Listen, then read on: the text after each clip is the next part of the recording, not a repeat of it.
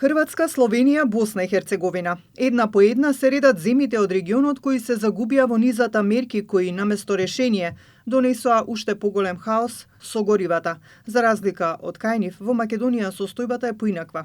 Нема ограничувања, а цената на нафтата се намалува. И сето ова во услови кога нема никакви рестрикции.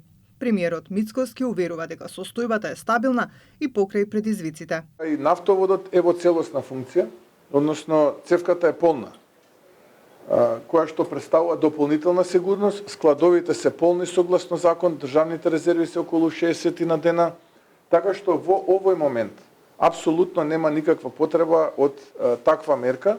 Информиран сум дека и дел од околните аеродроми се снабдуваат со керозин од ОКТА, односно од кај нас.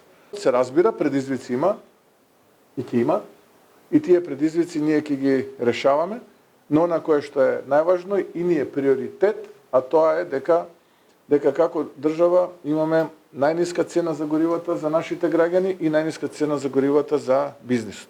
Според премиерот нема потреба ниту од ограничување на количината на гориво кое го точат странските државјани во пограничните региони.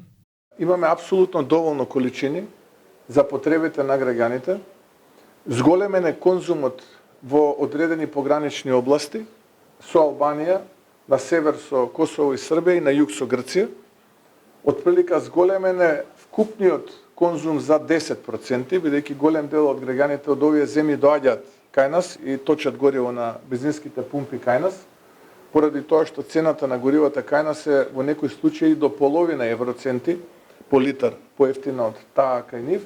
Ваквата состојба кај нас е резултат само на два потега: намалување на данокот на додадена вредност од 18 на 10% и попустот кој го дава ОКТА. Инаку во Хрватска веќе е актуелен 10-тиот пакет мерки при што владата одлучи да ја задржи регулацијата на цените со максимално дозволени количини од претходно. Словенија пак го ограничи точењето на горивата на странски државјани. Во Србија забраната за извоз на нафта се продолжи до 2 април. Во Босна и Херцеговина пак има хаос и неконтролирано зголемување на цените на бензинските станици.